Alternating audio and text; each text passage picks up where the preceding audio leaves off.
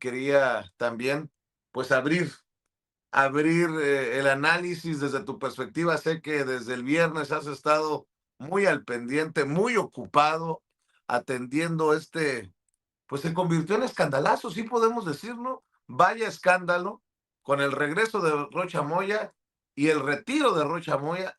Ahora sí que Rocha Moya duró menos que el saco de pus en, en su regreso al puesto como gobernador, que lo que duró el saco de pus como vocero de la Coparmex, te acordarás. Pero, qué caramba se está pasando. Pareciera que están empeñados también personajes eh, ahí que se pongan el saco a quien le quede, ¿no? En tiznar este proceso de transformación que encabezó por muchos años el presidente Andrés Manuel López Obrador y que hoy encabeza la presidenta Claudia Sheinbaum Pardo. Todo parece indicar que se fue por la libre Rubén Rocha Moya, solamente así se entiende el devastador tuit, el devastador mensaje en redes sociales de la presidenta Claudia Sheinbaum Pardo. Y bueno, pues quiero escuchar tu análisis, Paco. Yo en algún momento había dicho, pues qué tanatitos, en un tono hasta irónico, ¿no? De Rubén Rocha Moya de regresar al puesto después del arresto de Fausto N., una de las principales piezas en el rompecabezas de lo ocurrido en el secuestro del Mayo Zambada y el asesinato del ex rector de la Universidad Autónoma de Sinaloa, Cuen. Pero bueno, mi querido Paco, hay mucha telita de dónde cortar. Mucha Vicente, buenos días, buenos días a la audiencia de Sin Censura. Y sí tiene razón, es un escándalo político y un escándalo político de Morena, hay que decirlo. Ese regreso, ¿qué podemos decir? Un regreso fugaz de Rubén Rocha Moya. Pues decimos nada más, mira, un breve para entender todo lo que pasó. El viernes 21 de agosto pasado, después de 112 días de licencia temporal que había pedido, Rubén Rocha Moya regresó o notificó a la legislatura de Sinaloa que daba por terminada su licencia temporal y se reincorporaba a su cargo como gobernador electo gobernador constitucional de Sinaloa. Pero el sábado solicitó su segunda licencia ya en forma permanente, el sábado 22, anteayer, 34 horas, tienes tu razón, duró menos que el saco de pus. 34 horas después de haber regresado, solicitó una nueva licencia con carácter indefinido. Es decir, en los hechos, es una renuncia. ¿Por qué se va? Primero, ¿fue imprudente su regreso? Sí, fue imprudente. Eh, Dicen que la presidenta Sheinbaum hizo un regaño y desautorizó el regreso de Rubén Rocha Moya. Pero claro que sí, claro que hubo un regaño. Hay evidencias sólidas para afirmar que la presidenta Sheinbaum lo regañó políticamente hablando. Claro, sería muy exagerado afirmar que la presidenta pidió su salida. Pero en esencia, si tú tienes un regaño político de esa naturaleza y luego los gobernadores de Morena se deslindan, claro que sí hay una, una idea muy clara de que la presidenta Claudia Sheinbaum Pardo desautorizó el regreso de Rocha Moya por la ¿Quieres, situación de que está. Sí, Vicente. quieres que te lea el Por, mensaje para darle contexto a la gente? Dice la por favor, presidenta, Vicente, sí. ningún interés personal puede estar jamás por encima de los intereses del pueblo y de la nación, y mucho menos cuando aquello que se pretende colocar por encima de México no es el bienestar de su gente, sino la ambición desnuda del poder por el poder. Porque el poder sin principio se vuelve arrogancia, el poder sin límites, abuso, y el poder que olvida al pueblo termina enfrentándose a la historia. México merece servidores públicos que entiendan que los cargos son pasajeros, pero la responsabilidad ante la nación es eterna. El pueblo no está para alimentar ambiciones personales, está para exigir que se defienda su dignidad, su futuro y su esperanza. Por encima de cualquier nombre, de cualquier grupo y de cualquier interés particular, está el pueblo y la nación. Durísimo. O sea, yo decía en redes, Paco, a ver quién tiene los tanates para ponerse el saco. Y bueno, el primero que se puso el saco fue el propio Rubén Rocha Moya. Sí, Vicente, y hay que decirlo, ese mismo día Morena se deslindó de la decisión también de Ricardo Monreal, que le pidió públicamente que reconsiderara y permitiera que continuaran las investigaciones que sigue acá, que sigue la Procuraduría General de la República. Así que hay un escándalo, ¿sí? Que desnuda de momento dos cosas. La primera, que Rocha Moya se fue por la libre y que tenía la obligación políticamente de hablar, no con la presidenta, pero sí con Morena, con su grupo político y con un grupo de personas, con la misma Procuraduría General de la República para saber si había terminado las investigaciones o si estaban en curso. Si estaban en curso, ¿qué es lo que pasa?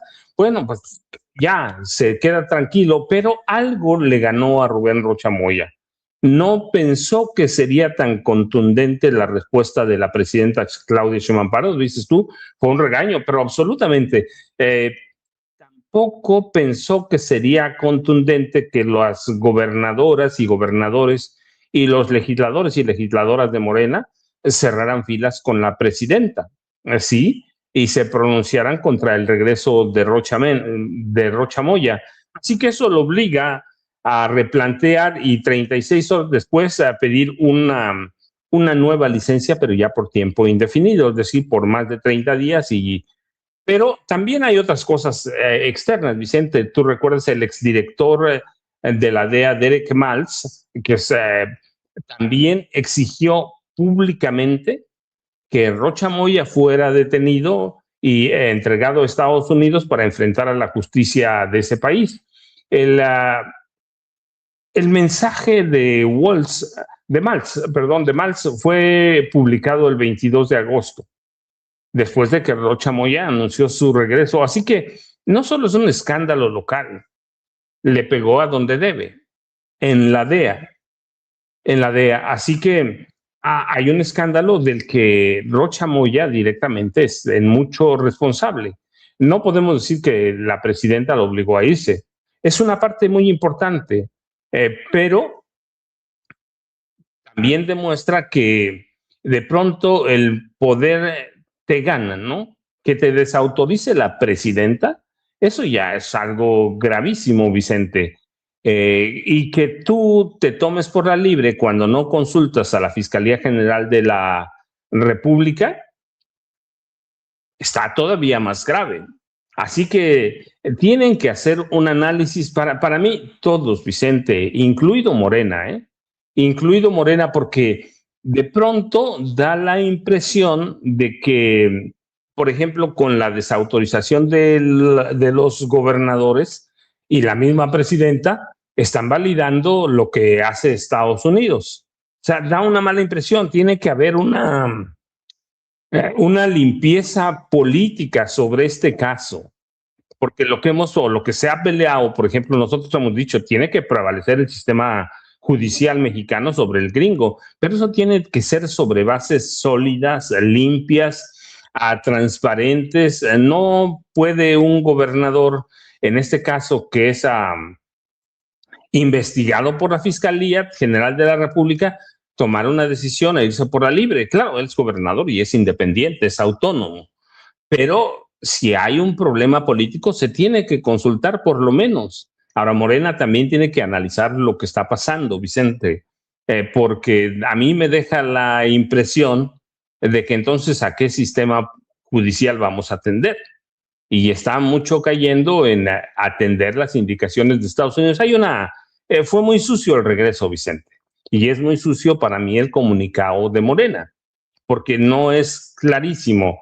Entonces, sí necesita un buen análisis interno, una buena autocrítica interna en Morena, y pues eso te muestra cómo están las cosas con la DEA también, ¿no? Porque además, fíjate lo que ocasionó el regreso de Rocha Moya es que un día después de que de que regresa. El mismo titular de la DEA, Terrence Cole, o Terry Cole, como lo llaman, se carga contra México e insiste, un día después de que abrazó, bueno, no un día, unos días después de que abrazó de nueva cuenta a Omar García Harfuch, unos días después de que le da su espaldarazo, Terry Cole, el titular de la DEA, vuelve a cargar contra México y a decir que hay funcionarios mexicanos de gobierno involucrados en el tráfico de drogas. Así que hay mucho que analizar, Vicente.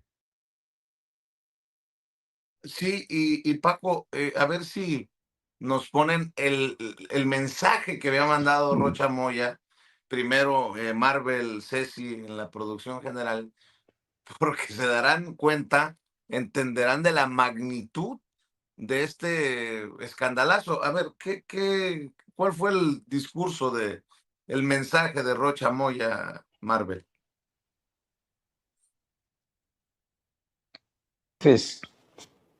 Hace más de 3 meses me separé temporalmente del cargo de gobernador con la decisión de no interferir en ningún proceso. Hoy estoy de regreso. Asumo nuevamente la responsabilidad de gobernar y trabajar por Sinaloa y su gente, como lo he hecho siempre, con el compromiso de sacar adelante a nuestro Estado. Aquí estoy. Y vamos a seguir gobernando con firmeza y entrega por nuestra tierra, por Sinaloa. Pues digo, nada más faltó ahí enredarse en la bandera mexicana, ¿no? Para este mensaje de Rubén Rocha Moya. Después vinieron los comunicados. La Secretaría de Gobernación dice, de carácter personal, la decisión de Rubén Rocha Moya de regresar al cargo. La Secretaría de Gobernación informa que la decisión del doctor Rubén Rocha Moya de reincorporarse a sus funciones como gobernador del estado de Sinaloa responde exclusivamente a una determinación de carácter personal. En su momento, la Fiscalía General de la República informó que mantiene abiertas carpetas de investigación relacionadas con las 10 personas señaladas por el Departamento de Justicia de los Estados Unidos, entre ellas el gobernador de Sinaloa. Asimismo, la Secretaría de Relaciones Exteriores ha solicitado de manera reiterada al Departamento de Justicia de los Estados Unidos que aporte las pruebas correspondientes que sustenten los señalamientos realizados. En ese sentido, corresponde a la Fiscalía General de la República, en el ámbito de sus atribuciones y de acuerdo con el avance de las investigaciones, proporcionar la información adicional que considere pertinente. La Secretaría de Gobernación refrenda su respeto a las facultades de las instituciones competentes y al debido proceso en el desarrollo de cualquier investigación. Por su parte, Morena también publicó un comunicado duro, porque es de desmarque. Dice, personal la decisión de Rubén Rocha Moya de regresar al cargo de gobernador de Sinaloa. Sobre la reincorporación del doctor Rubén Rocha Moya a las funciones del gobierno del estado de Sinaloa, Morena informa que esta dirigencia no tuvo conocimiento previo de la decisión personal del gobernador. Por lo anterior, Morena se deslinda de esta decisión. La separación del cargo por parte del doctor Rocha Moya sucedió posterior a las acusaciones del Departamento de Justicia de Estados Unidos, por lo cual la Fiscalía General de la República y diversas autoridades mexicanas mantienen las investigaciones al respecto. Desde Morena seremos respetuosos del Estado de Derecho, del debido proceso, así como del resultado de las investigaciones por parte de la Fiscalía General de la República y continuamos actuando con responsabilidad, privilegiando el interés de la ciudadanía y manteniendo como principios fundamentales la transparencia, la rendición de cuentas y el respeto irrestricto a las instituciones. Bueno, y por cierto, ya va llegando Jaime también.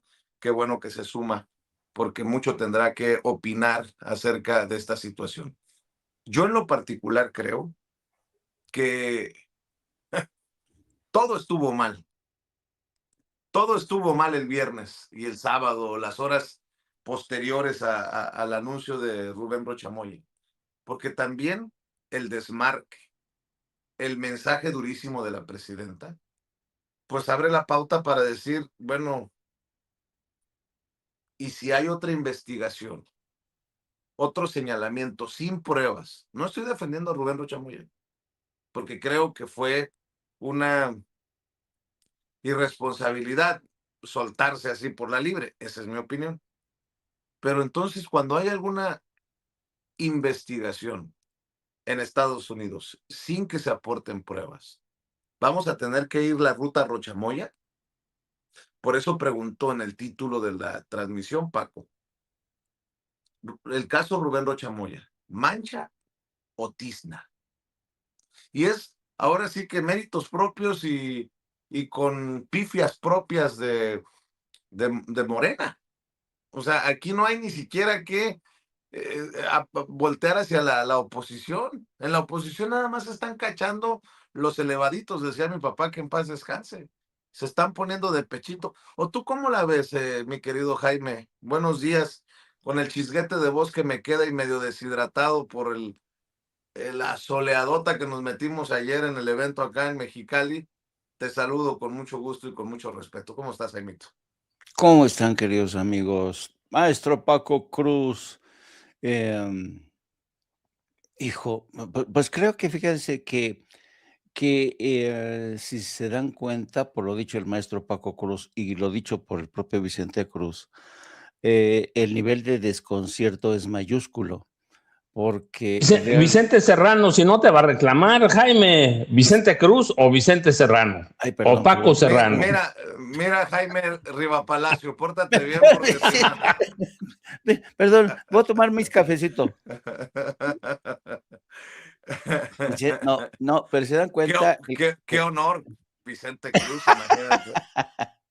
el grado de desconcierto que tenemos los tres es sensacional, porque, a ver, si vemos la línea del tiempo, cuando Rocha Moya pide licencia, lo hace en medio de una cerrada defensa de la presidenta Claudia Sheinbaum, de Morena, y todo el mundo le alaba el hecho de que haya solicitado licencia cuando la gobernadora de Chihuahua, Maru Campos, que ya tendría que estar encarcelada, no hizo nada, se quedó, ni nada la inmovió, nada, incluso se dio el lujo todavía de irse de compras, de shopping a Estados Unidos y nadie dijo nada.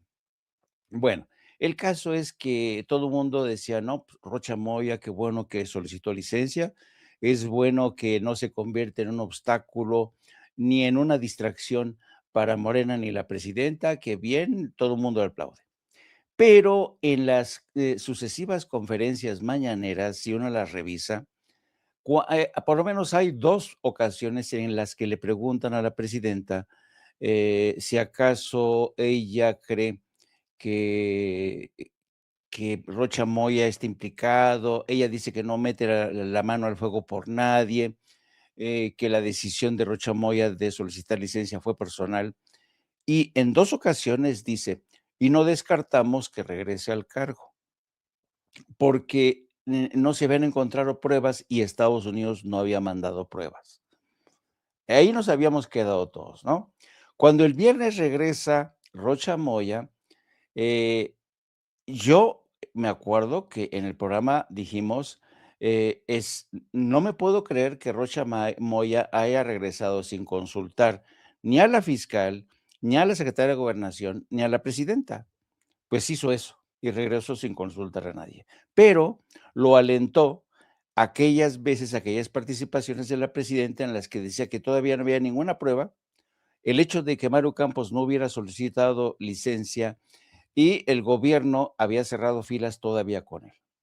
De repente viene le corrigen la plana al propio Rocha Moya, la presidenta, con un mensaje brutal de la presidenta, brutal. Le dice básicamente ambicioso.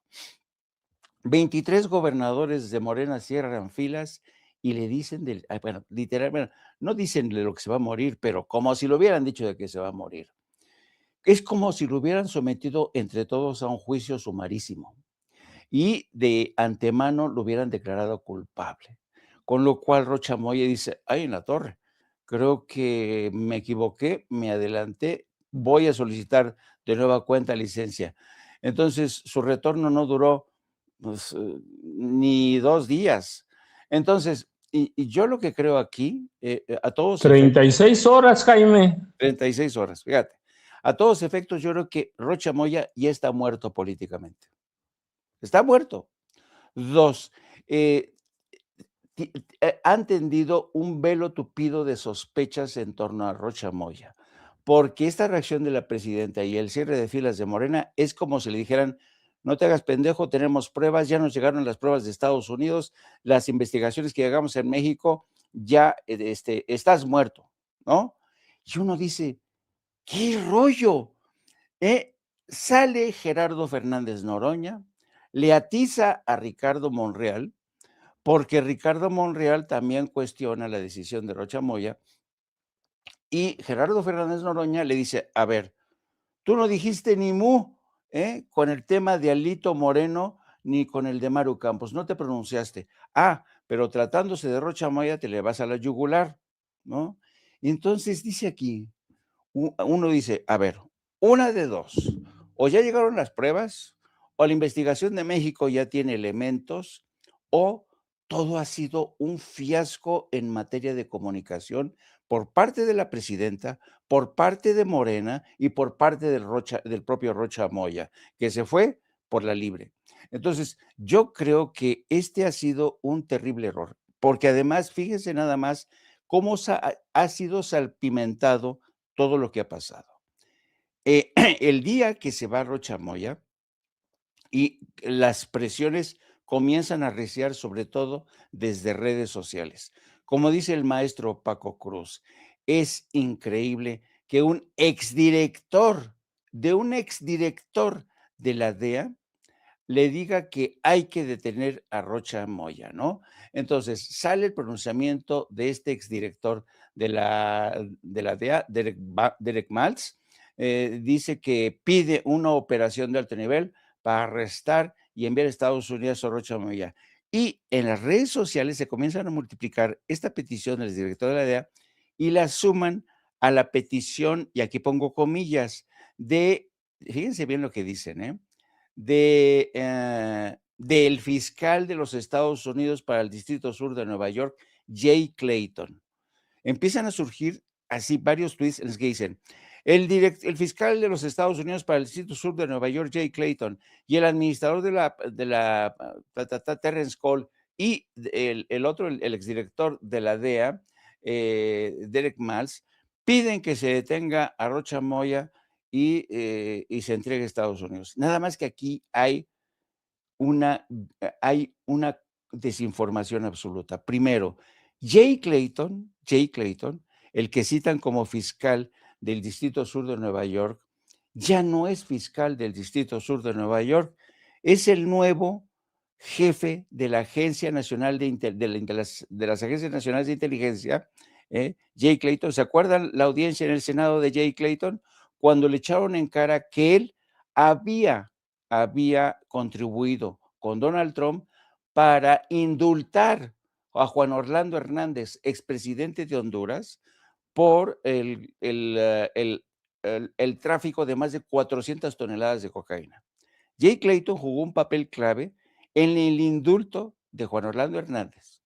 Bueno, 2, Terrence Cole no es realmente quien tenga mayor autoridad moral para pedir la extradición de Rocha Moya, a pesar de que se haya enamorado de Omar García Harfuch en Buenos Aires, y mucho menos el exdirector de la DEA, que tendría una intervención de carácter oficiosa, es decir, no oficial.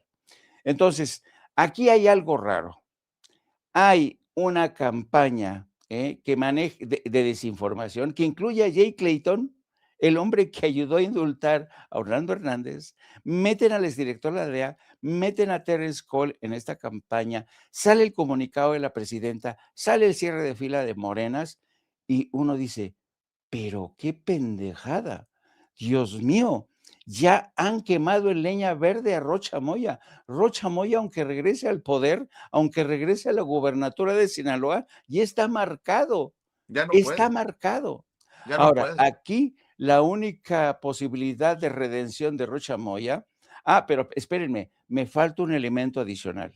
¿Se acuerdan que hace varios días detuvieron a Fausto Corrales, el que era el chofer de Héctor Melesio Cuen, el ex Correcto. rector de la Universidad Autónoma de Sinaloa, que fue asesinado en el evento en el que fue secuestrado el Mayo? Bueno, y detienen a Fausto Corrales.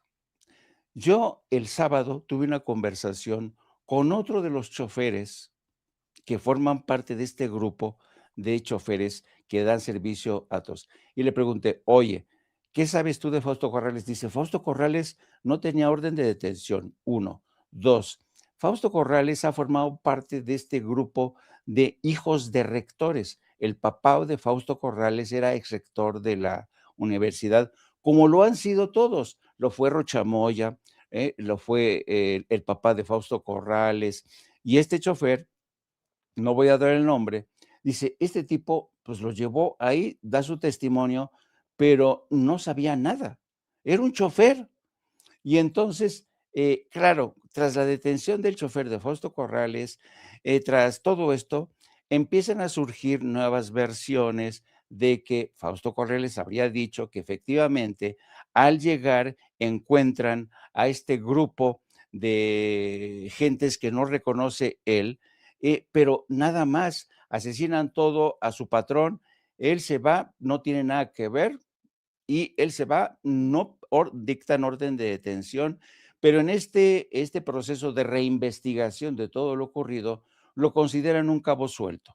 Lo detienen en la Ciudad de México y dicen lo que sabía, pero nada más, pero no había orden de detención, ¿no? Cosa que desvela el grado de ineptitud de las fiscalías, sobre todo la de Sinaloa, que después hizo el montaje de que iban a asesinar habían asesinado al rector en una estación de gasolinería. Todo esto te da un panorama, desde mi punto de vista, completamente desastroso, desasiado. E insisto, para mí, la única conclusión es que Rocha Moya, lo entreguen o no lo entreguen a Estados Unidos, ya es un político muerto. Ya aunque sea exonerado, ya el daño que se causó a sí mismo y como dicen, el montón que le echaron desde el poder, con personajes impresentables, con Ricardo Monreal, pues ya los han sepultado en vida.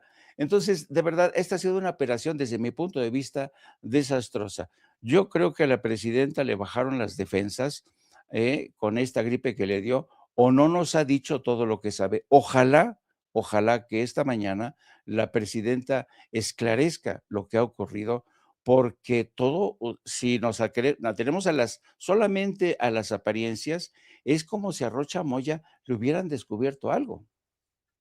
Ese es el gran error de Rocha Moya, creo yo, porque se arriesgó solito.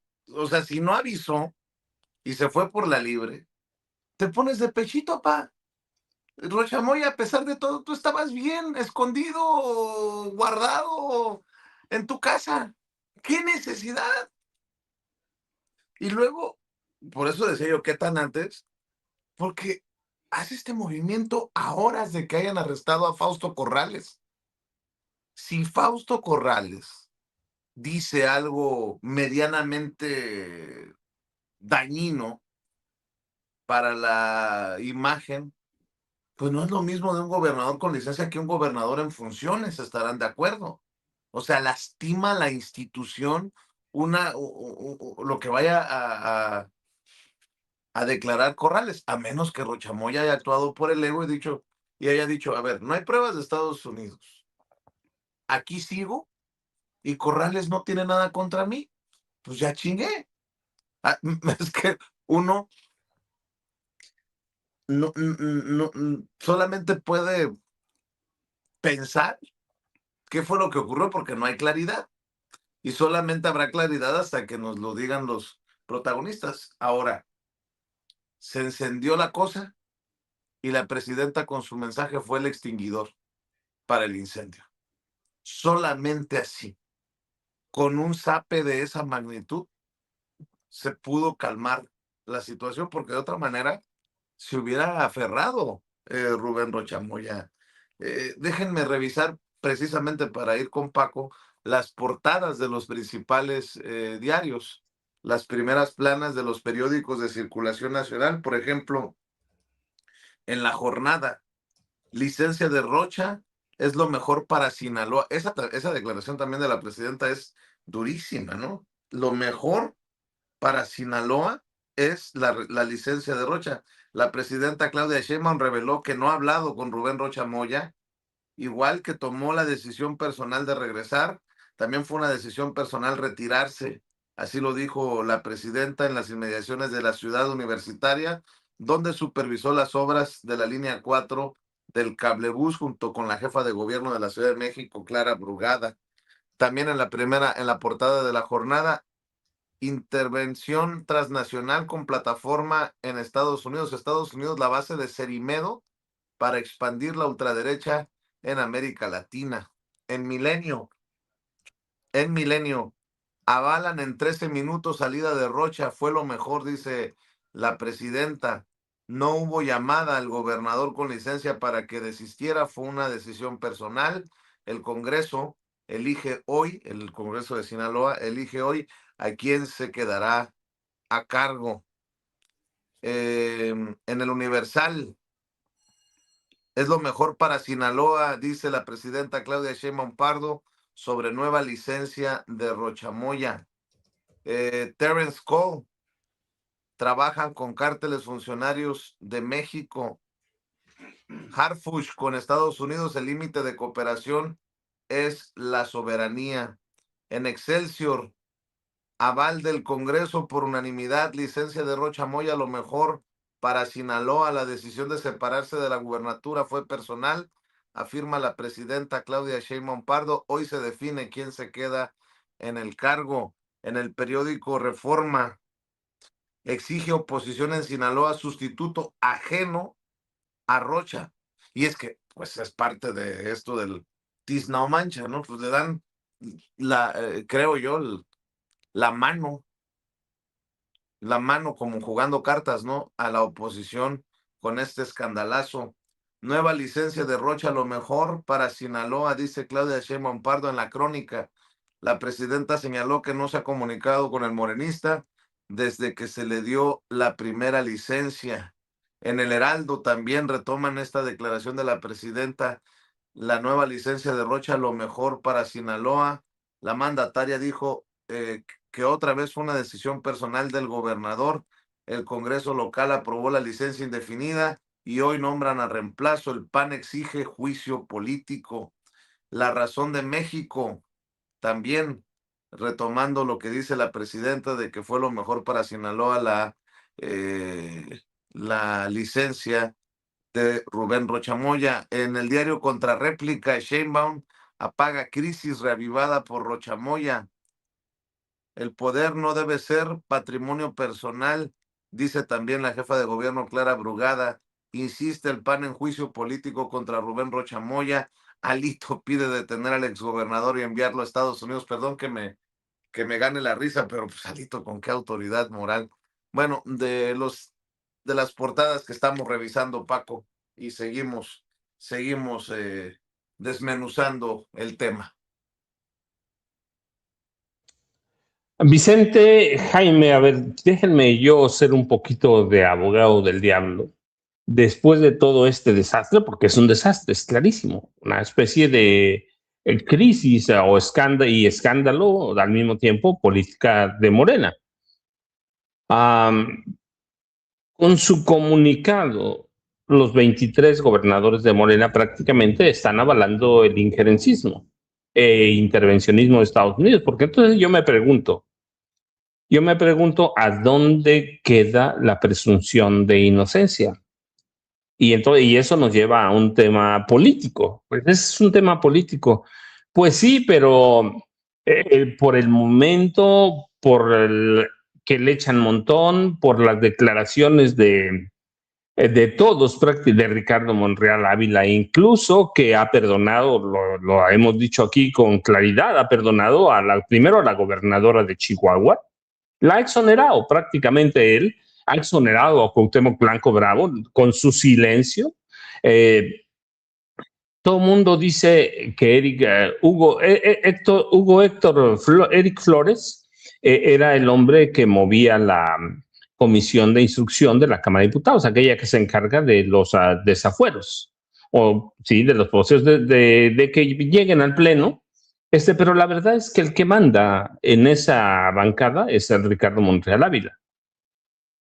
Eric Flores no pudo haber hecho mucho. No tiene el peso no tenía el peso como diputado federal para eso. Pero Ricardo Monreal Ávila, Ricardo Monreal Ávila sí lo tenía, Vicente.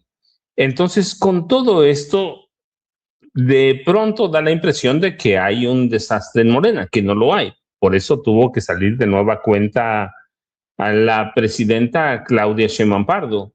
Así que yo tengo la impresión de que los gobernadores de Morena prácticamente están renunciando. Están renunciando a la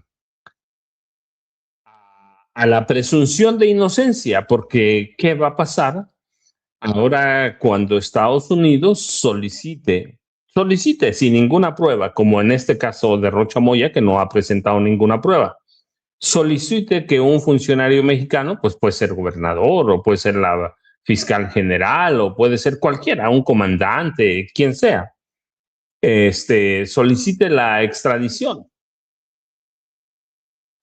¿Qué van a hacer?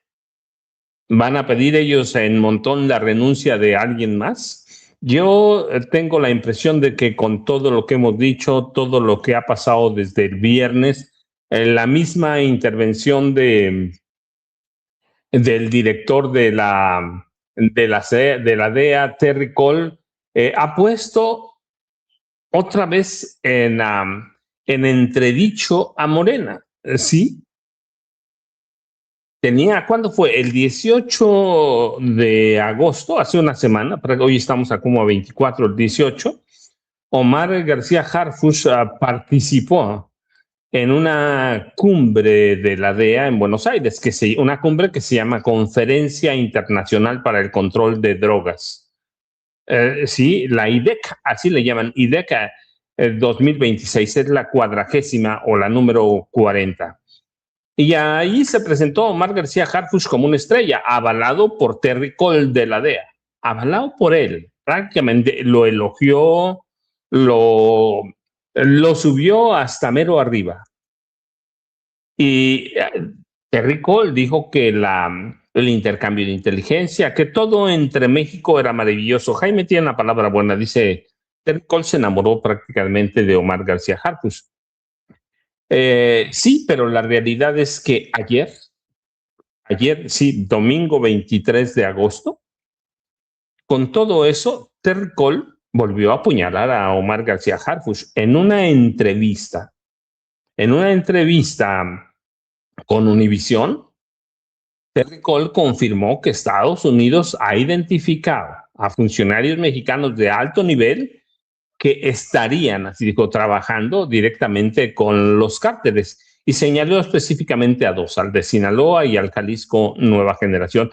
Acaba de estar con Harfuch y no le dijo nada, lo acaba de abrazar, lo acaba de apapachar. Tenemos todo, incluso estoy convencido que vi por ahí un video, ¿cierto? Tenemos un video de la entrevista, o por lo menos un fragmento de la entrevista, Maribel, ¿cierto? ¿Por qué no pasamos un poquito y ahora retomamos el tema? Maribel, buenos días. Ceci, buenos días. Recent indictment that was unsealed, you see government corruption in Mexico with high-level officials that are working directly with the cartels. 2 weeks ago, we put those same government officials on notice that are currently working with CJNG. This is an all-hands-on-deck approach to protecting our U.S. citizens. You have spoken about a deadly or dangerous connection between cartels and some Mexican officials. President Sheinbaum has rejected these allegations and called them interference. So how is the cooperation between Mexico and the United States taking place? Yeah, so we have communication daily between myself and the Secretary, Omar Garcia Harfuch. The communication is fluid. We are exchanging information not only on Mexican targets, designated foreign terrorists such as the Sinaloa cartel and CJNG, but also we are supporting operations in Mexico. This is about bilateral work together that we continue to move forward on. We are always going to protect our citizens. Este hombre que acaba de abrazar el día 18 de agosto a Omar García Harfuch, que se supone que tienen un intercambio como nunca, una cooperación, tiene una reacción virulenta después de lo de Rocha Moya. Una reacción virulenta, así que advierte que hace 2 semanas pusieron notificaciones sobre funcionarios, altos funcionarios mexicanos de gobierno, que colaboran con 2 cárteles, Jalisco Nueva Generación y Sinaloa. Se lo pudo haber dicho Omar García Harfuch. Y ayer, en esta entrevista con Univisión, pudo haber dicho, bueno, espérense, sí, estamos trabajando y vamos a ver, pero los acusa directamente, está traicionando otra vez a Omar García Harfuch, que aquí lo hemos dicho. Omar García Harfuch no puede confiar. Lo van a traicionar como traicionaron a García Luna, como traicionaron a Arturo Durazo Moreno, como traicionaron a otros funcionarios de otros gobiernos, incluidos presidentes de la República. ¿Tiene relación todo esto con Rocha Moya? Claro. El contexto es muy importante. Terry Cole hizo referencia a las acusaciones contra Rocha Moya y otros, ¿cuántos son? 9 funcionarios de Sinaloa presentada en abril, en la que acusan a estos funcionarios de colaborar con el cártel Jalisco Nueva Generación y de Sinaloa. Así que para mí es especialmente llamativo lo que dijo Terry Cole este domingo. ¿Por qué? Porque acaba de estar con García Harfuch. Si hubiera sido hace 1 año o 2, pero fue hace 1 semana en Argentina, en una conferencia en la que lo invitan como orador especial. Fue el único orador especial en esa conferencia sobre cómo trabajaban. Y después viene esta traición, esta puñalada por la espalda. Por eso yo muchas veces le digo a la gente, tengamos cuidado, porque cuando la semana pasada Terry Cole abrazó y elogió a Omar García Harfuch, la gente dijo, no, pues ya es el candidato de Terry Cole. Yo le digo, cuidado. Cuidado porque García Luna era el candidato de la DEA también en su momento. Bueno, lo hicieron presidente de esa conferencia. No solo eso, trabajaba con la CIA, con el FBI, pero lo traicionan, no se puede confiar. Así que el caso de Rocha Moya ha desnudado muchas cosas. 1, la DEA los va a traicionar cuando quiera traicionarlos. 2, el caso Rocha Moya ha puesto a los gobernadores de Morena en la mira, y yo insisto, lo que hacen los gobernadores de Morena condenando a Rubén Rocha Moya, pues es quitarle la presunción de inocencia. Yo me pregunto, ¿a dónde está? ¿Qué va a pasar cuando mañana o pasado mañana en la DEA o cualquier dependencia de Estados Unidos, corporación policíaca o de inteligencia, pida la extradición de alguien? ¿Se lo van a dar? ¿Se van a repudiar entre ellos? Tiene Morena que ser muy cuidadoso, pero incluso la presidenta, cuando digo Morena, la presidenta es la lideresa moral de ese movimiento. Así que tienen que ser muy cuidadosos, Jaime Hernández, porque me da la impresión de que se les salió de control y que por más que intentó la presidenta apagar el fuego, no lo va a apagar en este momento, Jaime. No, y no lo va a pagar porque yo creo que la oposición tiene en estos momentos a la presidenta y a Morena justo donde lo quería. Mira, le voy a pedir a la querida Marvel que nos ponga las cabezas, los titulares de 2 columnistas de la oposición, porque son abiertamente de la oposición, me refiero a Denise Dresser, por ejemplo. Denise Dresser dice, a ver, después en medio de este escándalo, pero ¿quién manda? ¿Manda la presidenta? ¿Manda López Obrador? ¿Mandan las tribus o manda el miedo a Estados Unidos? ¿Quién gobierna? Ese es el primer caso. El segundo caso, Sergio Sarmiento pone la farsa de Rocha Moya. La presidenta Claudia Sheinbaum no quiere que Rubén Rocha Moya le dificulte la relación cada vez más compleja con Washington, ¿no? Y lo interesante del caso de estos 2 comentócratas de la derecha es que vuelven a demostrar que viven en un universo paralelo, porque, sobre todo, ambos 2, dicen: "¿Quién manda en México? ¿Manda Estados Unidos? La presidenta le tiene miedo a Washington, por eso reaccionó como reaccionó a la decisión unilateral de Rocha Moya. ¿Quién manda en México?". Y es justamente la impresión que muchos están llevando. Pero, dicho esto, habría que tener en cuenta lo siguiente. Estados Unidos, la semana pasada, ha vivido una de sus peores semanas. ¿A qué me refiero? Alemania, por primera vez desde el fin de la Segunda Guerra Mundial, ha exigido a Estados Unidos el retorno de sus reservas de oro que tiene en Nueva York, por un equivalente a más de 130,000 millones de dólares. El retorno de sus divisas de oro.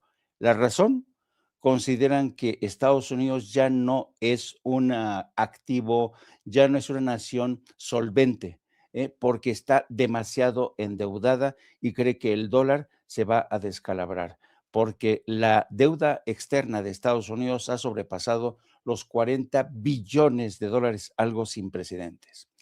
La semana pasada también, Dinamarca, la más importante empresa de pensiones danesas, eh, ha dicho que va a vender todos los tesobonos de Estados Unidos, todos los bonos del Tesoro de Estados Unidos, porque ya Estados Unidos ha dejado de ser solvente. Después de Dinamarca, ha sido también Alemania y otros países que han dicho que ya van a comenzar a vender los bonos del Tesoro porque se están convirtiendo en papel mojado.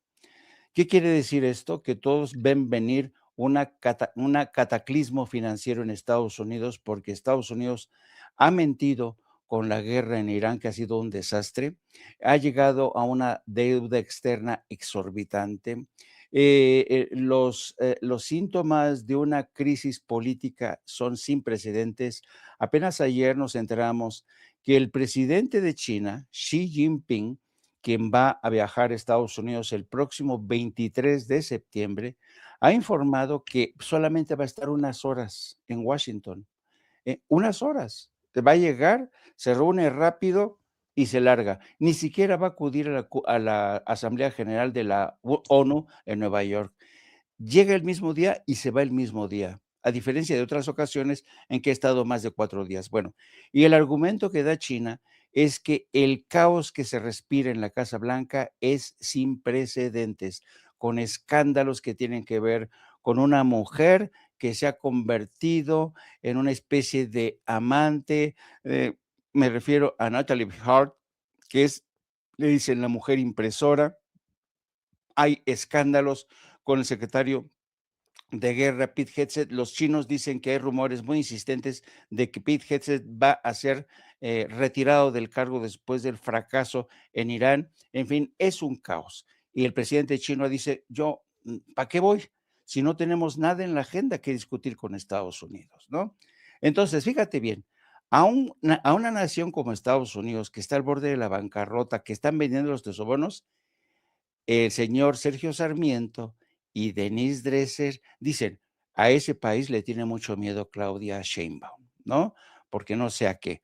Y a esto contribuye el propio gobierno de Claudia Sheinbaum y el partido de Morena, que en una acción tan de verdad, yo no me creo todo lo que buscaron en este afán de siempre de quedar bien con el líder, Este cierre de filas de los 23 gobernadores, uno dice, pero ¿en cabeza de quién?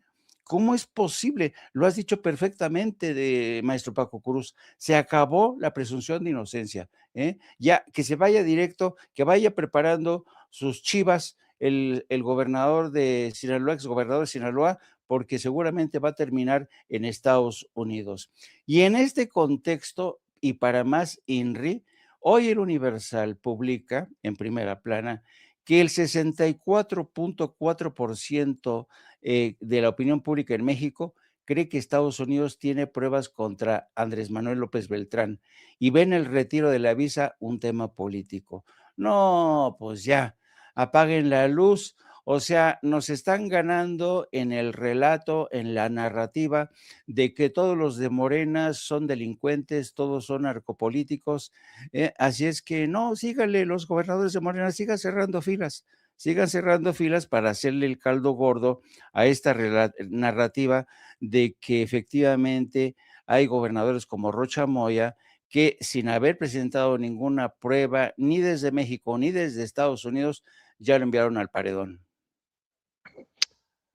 Sí, de veras, Jaime, eso es terrible, pero también para mí demuestra que la comunicación presidencial o el aparato de comunicación presidencial es muy malo, ¿cierto? Es muy malo, no ha sabido combatir, no ha encontrado cómo hacerlo. Sus principales apoyos son, ¿quiénes son los principales apoyos de los comunicadores del gobierno de México? Televisa, Grupo Imagen, Joaquín López Dóriga. Ahí como que tengo la impresión, Jaime, por todo lo que vemos, no solo es impresión, por todo lo que vemos, de que en el gobierno mexicano está dividido en sectores. Uno, claro, es la presidencia que tiene su mañanera. Y ella va por su mañanera, que es quizá uno de los programas más vistos en este país. Pero el siguiente grupo de funcionarios de primer nivel tiene como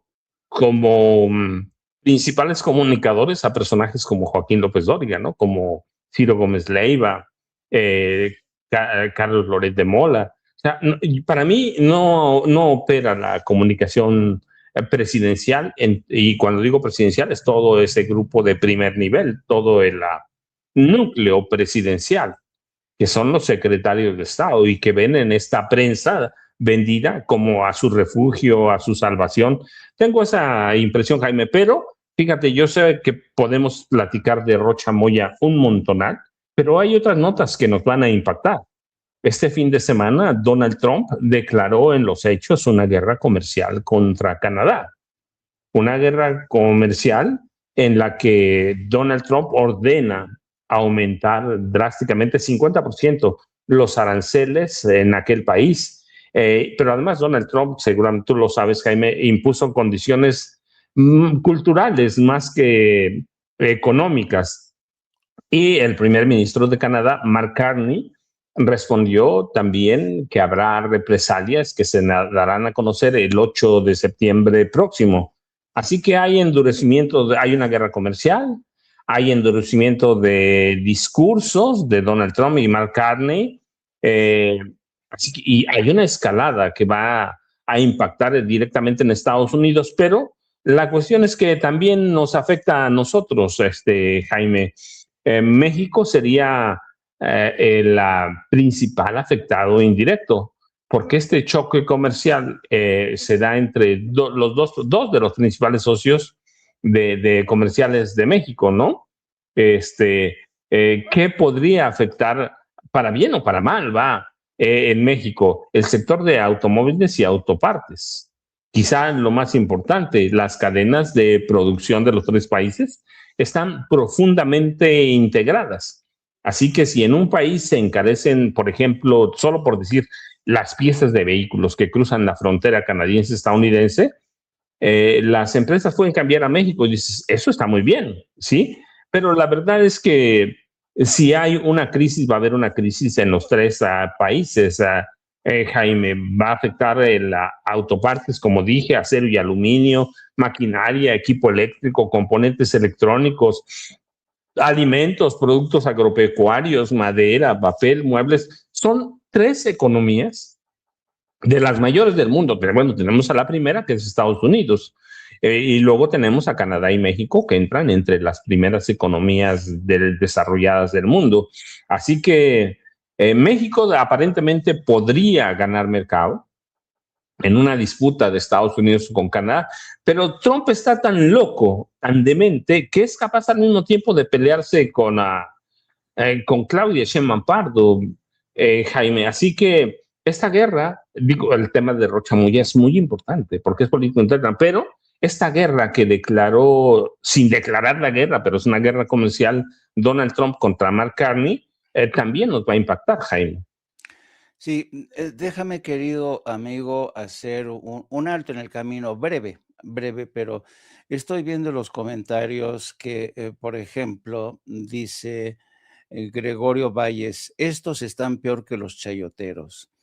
Y también están diciendo Belisabel, ¿soy yo o si hoy aquí Paco, Vicente y Jaime tienen un doble discurso? No, yo creo que la gente tiene que entender que nosotros somos periodistas, no somos porristas, y nuestra obligación es dar nuestro punto de vista de carácter independiente. Nosotros no estamos comprados por la 4T, es un movimiento con el que nosotros simpatizamos desde el 2018, cuando Andrés Manuel conquistó el poder, pero no vamos a dejar de señalar los errores de bulto que está cometiendo Morena, ¿no?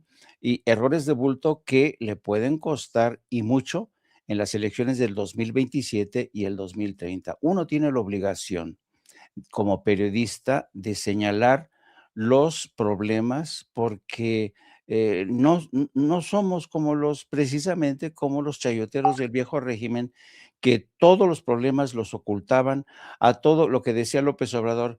¿Qué horas son, señor presidente? ¿Qué horas son? Lo que usted diga, señor presidente. Pues no, nosotros no funcionamos así. Somos periodistas independientes, no recibimos financiamiento de nadie, ¿eh? Somos libres como gaviotos. Así es que hecho este aclaración para la gente que encuentra que estamos criticando de alguna manera a Morena o a la presidenta, se trata de eso, de señalar los errores, porque a nosotros sí nos importa mucho que este movimiento se consolide, termine de convertirse en un partido, en un movimiento fuerte y no en un movimiento que es sangrado desde múltiples frentes, por gentes como Ricardo Monreal, por gentes como los Chapulines y por los propios errores que pueden haber cometido desde el partido, me refiero al comunicado de los 23 gobernadores, o esta forma en que la presidenta ha presentado este tema. Ojalá que la presidenta en la mañana de hoy sea más precisa, más clara, para que todo el mundo tenga más clara la perspectiva de por qué su reacción a la decisión de Rocha Moya. Así es que hecha esta aclaración, continúo. Jaime, dime. Nada más para abonar a lo tuyo, ahora retomamos el tema del segundo tema. Déjame decirte nada más. La cuestión es que si Morena comete errores, si la presidenta comete errores, tenemos que señalarlos. ¿De qué acusamos a los periodistas chayoteros viejos? De que a todo le decían que sí. Si el presidente decía vamos a aumentar el arroz 300%, los chayoteros no analizaban, no investigaban. ¿Y qué pasó finalmente? El PRI colapsó, el PAN colapsó. Hay que verlo en la Coahuila. El PAN no alcanzó siquiera por primera vez el registro estatal. No alcanzó 3%. Sí, el papel nuestro, sí, aquí lo hemos dicho abiertamente y además los años de ejercicio periodístico muestran que en su momento hemos apoyado al presidente López Obrador, a la presidenta Claudia Sheinbaum Pardo, pero no somos porristas de ellos y si hay errores hay que señalarlos. De lo contrario, ¿qué le pasó al PAN? Colapsó en 2 sexenios, Vicente Fox y Felipe Calderón. Y párenle de contar que hoy está en una crisis terrible. ¿Qué le pasó al PRI? Tardó más, pero ¿qué le pasó? ¿Cuántos gobiernos controla? 2, Coahuila y Durango, después de controlar el país. ¿Por qué? Porque estos viejos periodistas todo les solapaban. Y si cometían errores, no importa, finalmente cobraban. Así que si algo bien le podemos hacer a Morena es criticando errores. López Obrador lo decía. Yo recuerdo, López Obrador nunca se quejó de eso cuando los errores tenían fundamento y argumento. Así que si Morena comete errores, hay que decirlos, porque lo que está en juego, yo insisto, para mí es la presunción de inocencia en este caso, y Morena tiene que controlar el relato.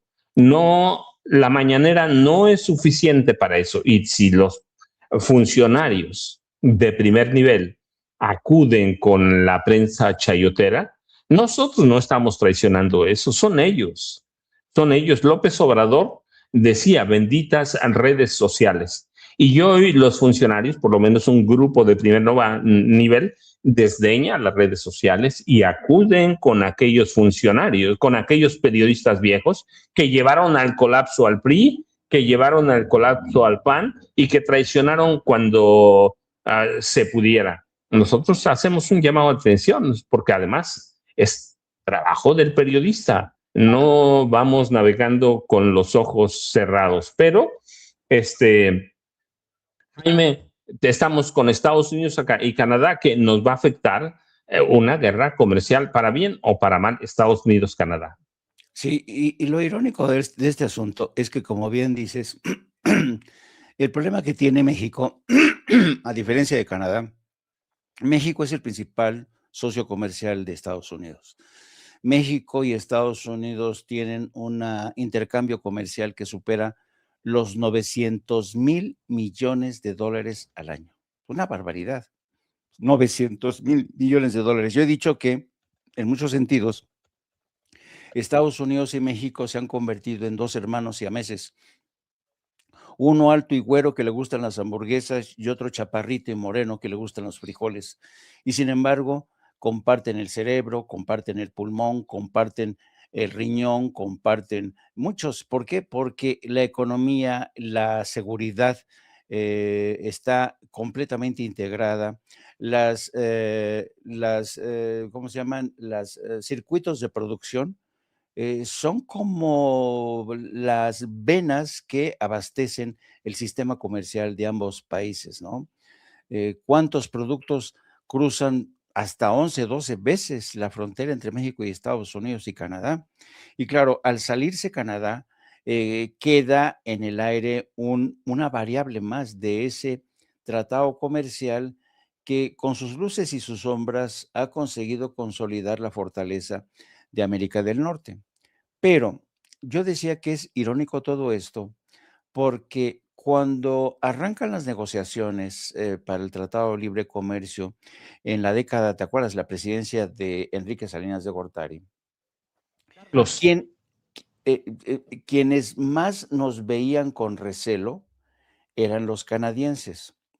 Los canadienses, cuando arrancan las negociaciones para este mercado entre Canadá, Estados Unidos y México, los canadienses, sobre todo los canadienses del área de Ottawa, que son muy ricos porque tienen reservas de petróleo, decían, ¿y nosotros cómo vamos a hacer sociedad comercial con un país como México, que es un país subdesarrollado? Esta negociación no tiene que ser a 3, la mesa de negociaciones tiene que ser a 2, Estados Unidos y Canadá, porque México no está preparado para integrarse a nuestro mercado. La asimetría de poder es mucha. México es un país lleno de pobres, no es sofisticado en términos de industrialización, etcétera, etcétera, etcétera. Bueno, a trancas y barrancas, Canadá acepta, porque Estados Unidos así lo dijo, que México formara parte. Y ahora es Canadá el que sale, se expulsa a sí mismo de este convenio trilateral. ¿Y por qué lo hace? Mark Carney es un político muy, muy astuto, muy astuto.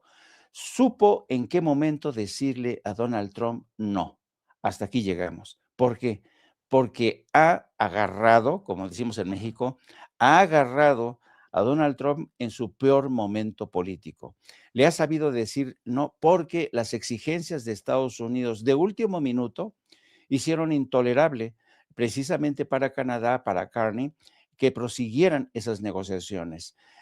Carney ha dicho que en las últimas horas Estados Unidos introdujo peticiones como, por ejemplo, eliminar el francés de algunas partes y tú sabes que la identidad canadiense es bilingüe, ¿no? Es francesa, tiene muchas ciudades, Quebec, los quebecuas, ¿tú crees que van a decir que no, sí, que se elimine el francés, ¿no? Entonces, fue inaceptable para Canadá y Mark Carney, y fue muy fácil decirle no a Donald Trump. ¿Por qué? Porque Carney ya se había embarcado en un proceso de diversificación de los mercados de Canadá, y Canadá puede seguir por sí sola sin ningún problema, cosa que no ocurre en el caso de México. Ahora, hay mucha gente que dice, y yo a veces confieso que experimento la misma sensación. Muchos decimos, ¿y por qué México no tiene los mismos arrestos, el mismo valor de decirle, de plantarle cara a Estados Unidos? Y que Claudia Sheinbaum le diga a Donald Trump, no, no por aquí, no por allá. Lo he hecho ya, pero no de una forma tan contundente como lo ha hecho Mark Carney. Y el problema es que el tema de la integración con México, con Estados Unidos, va mucho más allá. Creo que sería una amenaza existencial para el futuro de México divorciarnos en estos momentos de Estados Unidos. A diferencia de Canadá, además, México tiene casi 40 millones de conciudadanos de origen mexicano en Estados Unidos. Y deja tú las líneas de producción, las líneas de sangre que están hacia ambos lados de la frontera no tienen nada que ver con el nivel de integración entre Canadá y Estados Unidos. Pero yo creo que Mark Carney ha hecho una muy buena jugada.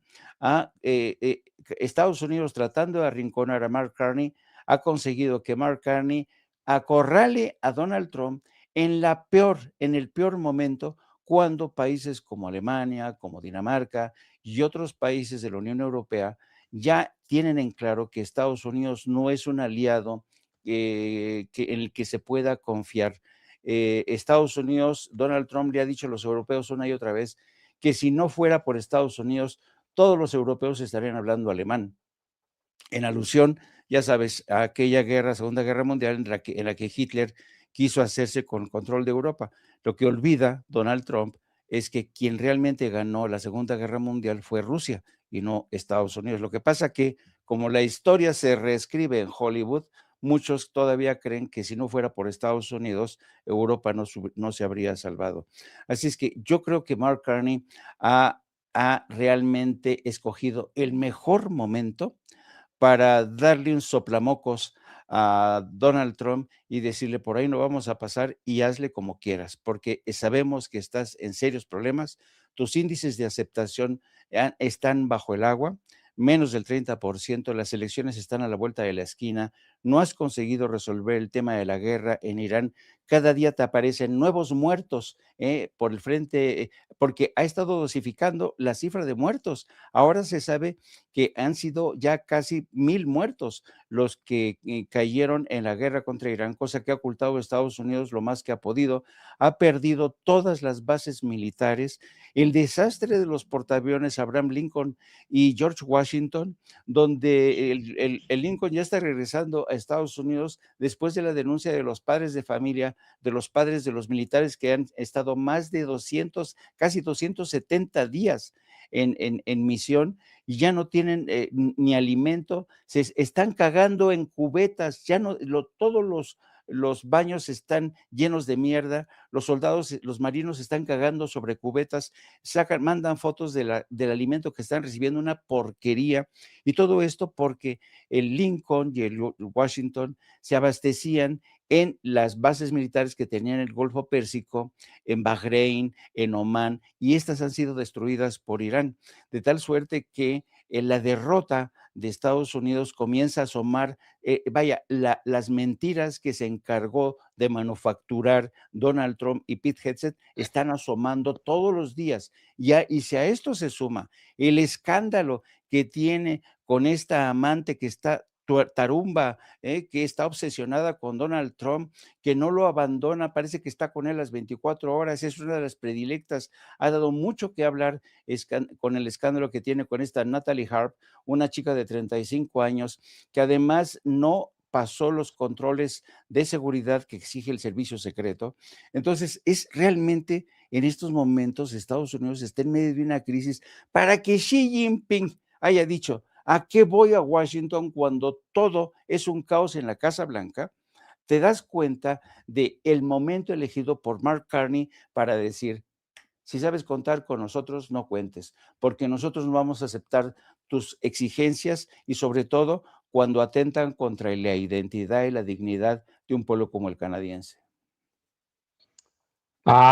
Sí, pero además déjeme decirles, la verdad es que una ruptura económica Estados Unidos-Canadá sería un desastre para los tres países, no solo para Estados Unidos y Canadá. Pensar que nosotros podemos salir indemnes o ilesos es muy peligroso y es muy grave. Ciertamente la presidenta Claudia Sheinbaum Pardo se ha protegido y ha protegido al país, pero en una guerra comercial, no solo arancelaria, porque lo que está amenazando Donald Trump y Mark Carney es ir más allá. Así que el daño sería grave. Dicen que Canadá tendría más que perder. Yo lo dudo, quizá en el corto plazo sí, pero a mediano y largo plazos, mi lectura es de que Estados Unidos tendría mucho que perder porque importa a Estados Unidos mucho petróleo crudo de Canadá y Canadá puede, en una acción desesperada, puede cortar el suministro de crudo. Hay partes de ciudades de Estados Unidos del Norte que dependen del gas natural canadiense y otros petrolíferos. Así que una ruptura comercial, yo dudo que pueda llegar en este momento, pero tampoco lo descarto tomando en cuenta la forma de ser de Donald Trump. Así que hay que tener mucho cuidado, hay que ver para dónde va Estados Unidos y luego para dónde podemos ir en nosotros. Pero fíjate, Jaime, antes de que nos gane la presidenta Claudia Sheinbaum Pardo, yo tengo más una notita, esa muy leve, pero verdad, sí es importante porque no pasa todos los días. El ciclista mexicano Isaac del Toro se coronó campeón en la Vuelta de Alemania 2026. Es la victoria número 32 en la carrera de este ciclista, que además prácticamente se coloca a la cabeza de los máximos exponentes históricos del ciclismo mexicano. Destacan, bueno, Isaac del Toro, a Raúl Alcalá, que es uno de los íconos del ciclismo mexicano, Miguel Arroyo, que en ruta era un monstruo, y tenemos mujeres como Nancy Contreras, Belén Guerrero, pero Isaac del Toro deja de ser un joven sensación para convertirse en una historia, ya en una leyenda. Fue tercer lugar en la Vuelta de Francia, fue líder general en algunas ocasiones, así que Isaac del Toro, un jovencito, se convierte en una leyenda. Y yo siempre meto a Raúl Alcalá porque eran mis tiempos de jovencito, que es para mí, el gran ícono del ciclismo mexicano. Destacaba en los pelotones europeos, eran los años que en la década de 1980 ganaba etapas, portaba el mayón o maillot, como dicen, en la playera de la casaca de líder. En algún momento fue el mejor joven de la fuerza de la Vuelta de Francia. Y también está Miguel Arroyo, que era el de Huamantla, Tlaxcala, a propósito que ahora está la Huamantlada, me acordé, y que era un tipo que era un escalador impresionante. No sé en cuántas vueltas compitió, pero en una década después de Alcalá, pero es un triunfo que no todos los días un mexicano gana la Vuelta a Alemania y no todos los días un mexicano es tercer lugar en la Vuelta de Francia. Y yo quiero resaltar también mujeres que han sido verdaderamente leyendas, ¿sí? Belén Guerrero, que seguramente algunos de aquí recuerdan muy bien, ganadora de la medalla de plata por puntos en los Juegos Olímpicos de Atenas, cuando fueron 2004, Nancy Contreras, que fue campeona mundial de velocidad en 2001 y abrió paso a las velocistas mexicanas. Y también, claro, no podemos olvidar a Manuel Yusi Mats, que ganó la medalla de bronce en la prueba por puntos en los Juegos Olímpicos de Los Ángeles en 1984. Así que de pronto también hay que recordar eso, Jaime. Las noticias duras son siempre el mercado, pero hay notas, estas que no son duras, pero que merecen siempre estar ahí en la portada, Jaime. Sí, y yo creo que no hay que perder de vista lo que está ocurriendo también desde otros frentes, ¿no? Sobre todo el deportivo. Hay muchos atletas en México que gracias a su esfuerzo personal, a su empeño, a su voluntad de salir adelante, conquistan y logran éxitos sin precedentes. Isaac del Toro es realmente uno de los mejores ciclistas que yo recuerde en la historia moderna de México. Como bien dices, salió como el campeón, portó la camiseta del campeón, del ganador más joven en el Tour de Francia, en el Giro de Italia también hizo un papel estupendo y era previsible que ganara este Tour de Francia 2026. Es la victoria número 32 de este ciclista mexicano Alemania, Jaime. en Alemania, perdón, sí, de Alemania. Sí. Es la victoria número 32 y yo creo que el futuro de Isaac del Toro está lleno de muchas promesas, de muchas expectativas y es un ganador nato. Él solo se ha esforzado, ha entrenado sin necesidad de la intervención oficial. Es un hombre que ha sido fichado por esta pelotón que patrocina los Emiratos Árabes en el Tour de Francia. Es un chico realmente muy joven y con un futuro impresionante. Yo no recuerdo que haya surgido un ciclista de esta talla, y yo creo que, porque en el Tour de Francia vimos que Xavier del Toro estuvo bastante contenido. ¿Por qué? Porque él sabía que tenía que trabajar para otro de los miembros de su escuadra que tenía que asegurarse el maillot amarillo, es decir, la camiseta del ganador, pero Isaac del Toro dijo, bueno, si no puedo con el maillot amarillo, pactamos, yo me quedo con el maillot del ciclista más joven y fue un pacto que se respetó hasta el final, aunque incluso el que era el ganador que fue el ganador del Tour de Francia en varias etapas, sobre todo las etapas de montaña, permitió quizá al del Toro ganar algunas etapas, reconociendo así que si él había conseguido ese maillot amarillo, esa camiseta amarilla de ganador, había sido gracias al apoyo de Isaac del Toro, que se encargaba de ir quemando a todos los ciclistas. Ustedes saben que para romper las piernas de un pelotón se necesita mucha fuerza. Alguien ha realizado cálculos de la fortaleza que necesita un ciclista, sobre todo en alta montaña, y alguien ya comparó una escalada con la fuerza que necesita un ciclista para ir jalando un Volkswagen. Imagínense la fortaleza que tiene que tener en las piernas y en el corazón. Equivale escalar la montaña a ir jalando un Volkswagen. Pues solamente hay pocos ciclistas en la historia de ese deporte tan sacrificado. Es una de las disciplinas más brutales. Tienes que tener una condición física impresionante.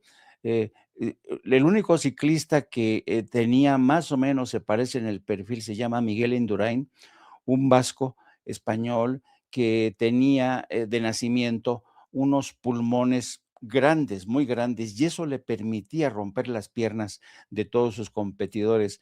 Desconozco cuáles son las condiciones físicas de Isaac del Toro, pero es impresionante lo que ha hecho este muchacho. Ensenadense, tengo entendido, de Ensenada, Baja California, que está poniendo muy en alto el nombre de México. Y yo, ¿qué quieres que te diga?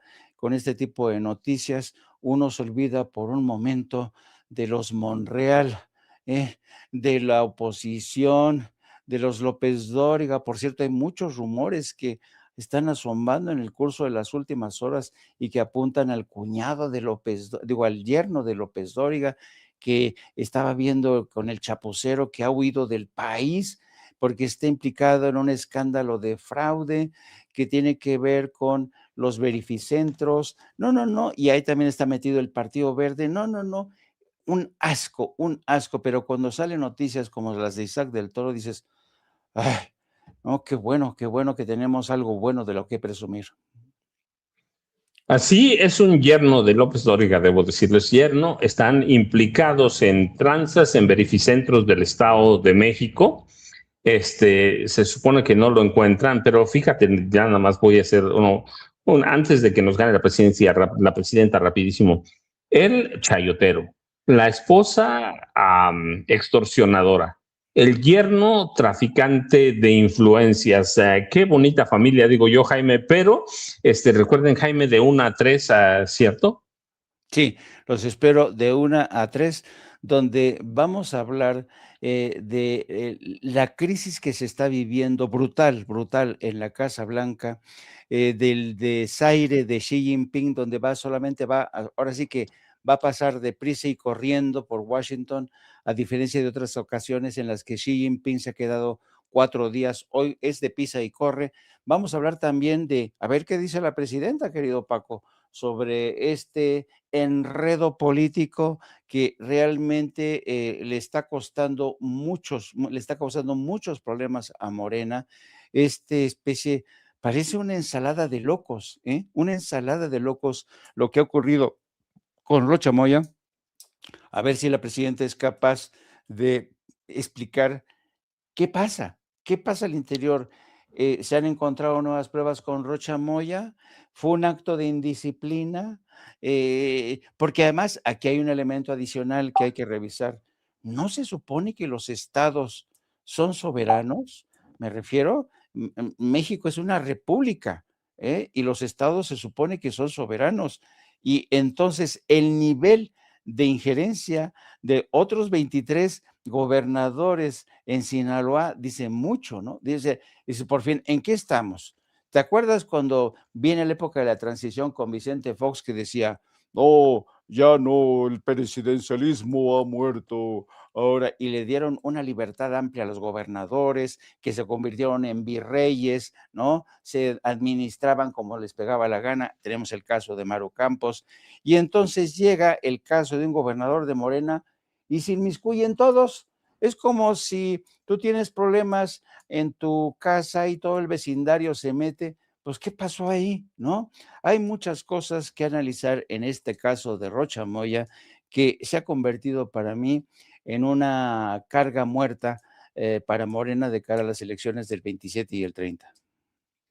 Y yo, nada más para cerrar, Jaime, para no dejarlos con la duda, el yerno de López Dóriga se llama Rodrigo García Madrazo, es esposo de Adriana López Dóriga y por ende, bueno, yerno de Joaquín, y él está involucrado o vinculado en una denuncia de empresarios y operadoras sobre un esquema de extorsión a verificentros del Estado de México con un tipo que fue alto funcionario del gobierno de la maestra Delfina Gómez Álvarez, y las acusaciones ponen sobre la mesa que este esquema de extorsión le habría extorsionado a empresarios y operadores de verificentros por lo menos 4,500 millones de pesos en un periodo de 5 años. Están investigando, ya seguramente mañana tomaremos el tema, pero es interesante porque López Dóriga, como dicen en mi pueblo, allá en el Estado de México, está calladito, pero yo te decía, la esposa, ¿te acuerdas? Acusada de extorsiones por, ¿cómo se llama? María Asunción Aramburu Zavala, una de las mujeres más ricas de este país. Le pedía $5 millones o unos apartamentos. 5 millones de dólares, ¿cierto? Él, pues bueno, la historia de él ahí dice, pero por eso yo decía, qué bonita familia, Jaime. Yo, ya saben, Jaime, @ Paco Cruz Jiménez en X, antes Twitter, Francisco Cruz Jiménez en Facebook. Y a las 5 de la tarde nos vemos en mis videocharlas cruzadas en los canales de Julio Astillero. Pero antes de irte, Jaime, ese tema de Sinaloa va a dar para mucho, ¿cierto? Porque es un reto, es para mí la primera gran crisis política que enfrenta Morena. Sí, sin duda alguna, porque tiene tantos ángulos. Está el tema del narcotráfico, está el tema de la injerencia de Estados Unidos, está el relato al que han contribuido Fernando Cerimedo, ¿cómo se llama este Javier Negre de Derecha Diario? Que han dicho que este tema demuestra, porque no sé si viste el último video de Javier Negre en la noche, diciendo que el haber expuesto a quienes trabajan en Derecha Diario es un atentado contra los periodistas de Derecha Diario. ¿Cuál periodistas?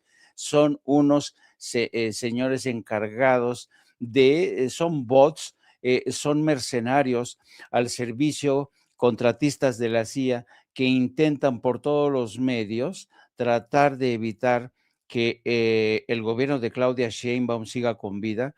Ya Fernando Cerimedo le dijo a su amante que Fernando Cerimedo tenía ganas de reventar a Morena y a Claudia Sheinbaum en las próximas elecciones. Así es que hay que estar muy atentos, queridos amigos. Vamos a hablar también de este tema a la 1 de la tarde. Y los espero ahí, queridos amigos. Ya saben, a la 1 de la tarde con la periodista Lourdes Salas, mi compañera de vida. Los espero ahí y me tengo que despedir, querido amigo. Nos vemos mañana.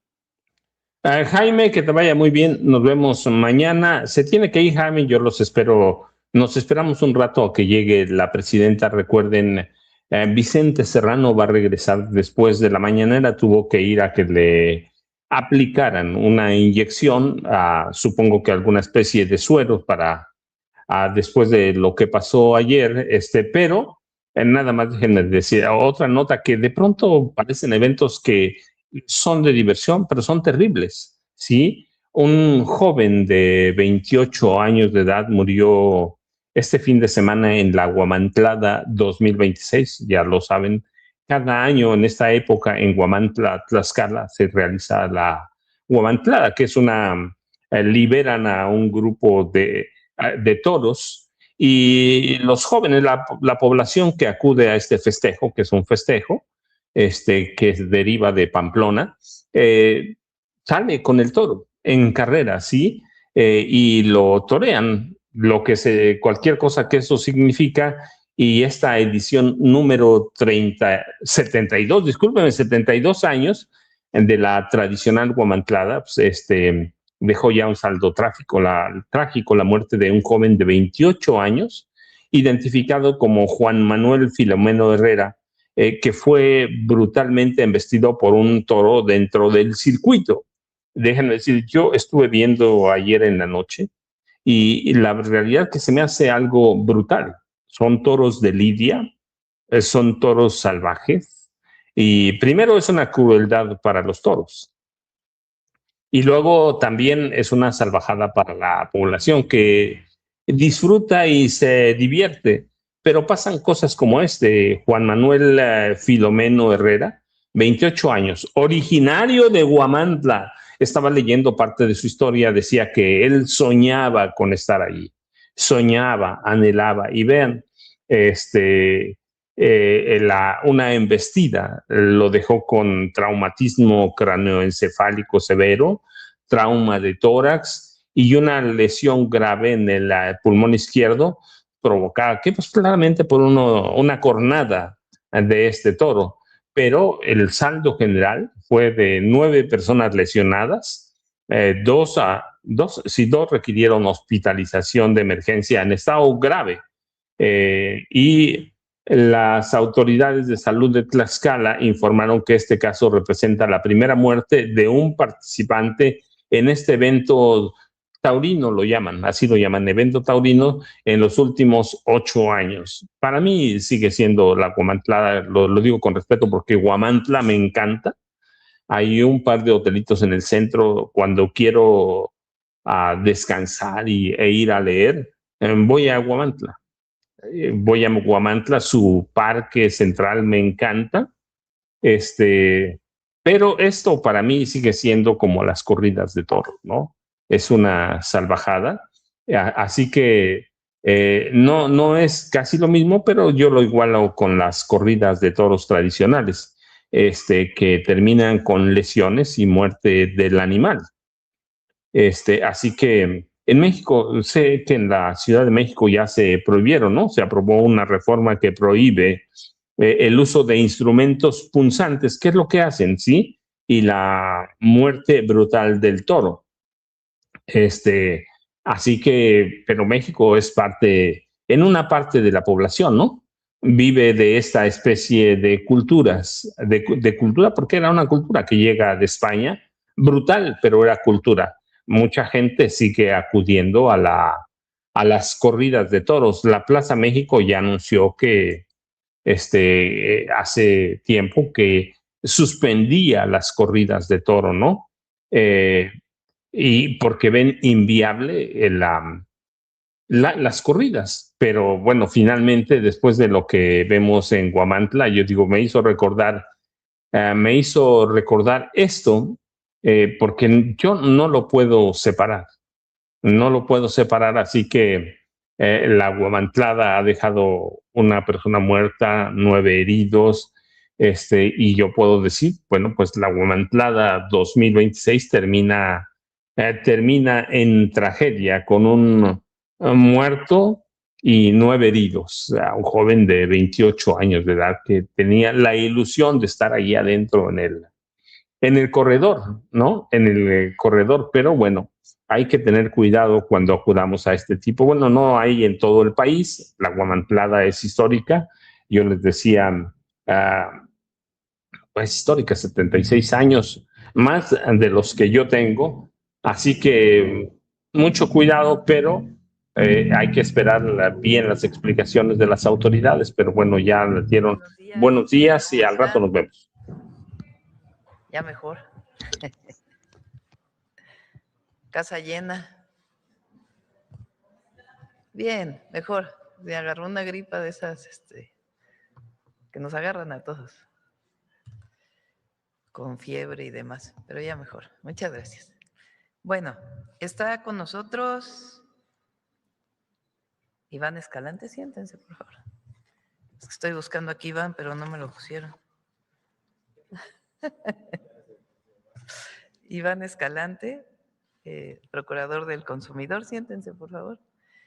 Y están a distancia el día de hoy. Por aquí andan los de Sonora, ¿verdad? Les va a gustar esta noticia.